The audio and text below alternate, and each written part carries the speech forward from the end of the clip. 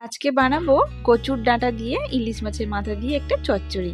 তার জন্য প্রথম দেখো দুটো ইলিশ মাছের মাথা নিয়েছি, আর এদিকে আমি কেটে নিয়েছিলাম কচুর ডাঁটাগুলো। আর এদিকে কড়াইতে অল্প 1 মগ মতো জল দিয়েছি, দিয়ে কিন্তু কচুর ডাঁটাগুলো সেদ্ধ বসিয়ে দিয়েছি। অল্প একটু নুন দিয়ে ঢাকা দিয়ে রাখলাম। 10 মিনিট মতো থাকলে কিন্তু পুরো সেদ্ধ হয়ে যাবে। যখন কড়াইতে দিলাম মনে হলো যেন এক কড়াই, কিন্তু এটা সেদ্ধ হলে না একদম অল্প হয়ে যাবে, আরও রান্না হলে আরও কমে যাবে। যাই হোক, এইভাবে কিন্তু ভাপানো হয়ে গেছে কচুর ডাঁটাটা। তারপর চেপে চেপে জলটাও বার করে নিয়েছি। আর এদিকে কড়াইয়ে তেল দিয়ে ইলিশ মাছের মাথা দুটো কিন্তু ভালো করে ভেজে নেব।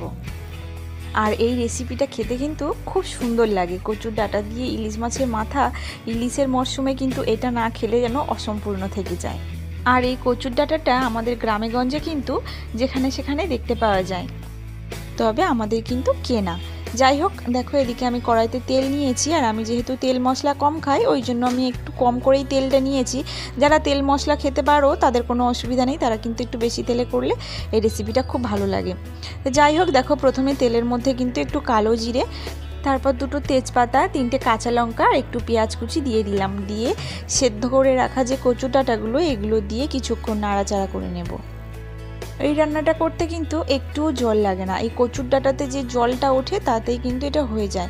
তো তারপর দেখো আমি একটু নাড়াচাড়া করার পর একে একে মশলাগুলো দিয়ে দিচ্ছি। একটু নুন, হলুদ, একটু আদা জিরে বাটনা, আর দিয়েছিলাম, আমি যেহেতু চিনি খাই না, চিনিটা অ্যাভয়েড করি, ওই জন্য একটা সুগার ফ্রি ট্যাবলেট দিয়েছিলাম। তোমরা যারা চিনি খাও তারা অল্প একটু চিনি দিতে পারো টেস্ট বাড়ানোর জন্য। নুন হলুদটা দেওয়ার পর কিন্তু আমি একটু নাড়াচাড়া করে ঢাকা দিয়ে রেখেছিলাম, আর তারপর ঢাকনা খুলে আবার মাছের মাথা দুটো দিয়ে ভালোভাবে নাড়াচাড়া করে নেব। যতক্ষণ না একদম জল শুকিয়ে যায় ততক্ষণ কিন্তু এভাবে নাড়াচাড়া করে নিতে হবে। মাছের মাথা দুটো দিয়ে কিছুক্ষণ নাড়াচাড়া করার পর কিন্তু আমার রান্নাটা কমপ্লিট হয়ে গেছে। এটা বেশিক্ষণ টাইমও লাগে না, রান্নাটা খুব তাড়াতাড়ি হয়ে যায়। তো এই যে আমার রান্না কিন্তু কমপ্লিট। আর এমন সুন্দর দেখতে হয়েছিল, আর এত সুন্দর একটা সেন্ট বেরোচ্ছিল কি বলবো। যাই হোক, দেখো এই যে, আর খেতেও কিন্তু খুব সুন্দর হয়েছিল। যদিও আমার রান্না বলে বলছি না, কিন্তু সত্যি খুবই ভালো হয়েছিল খেতে। আর আজ কিন্তু এই পর্যন্ত ভিডিওটা শেষ করলাম। সবাই খুব ভালো থেকো, টাটা।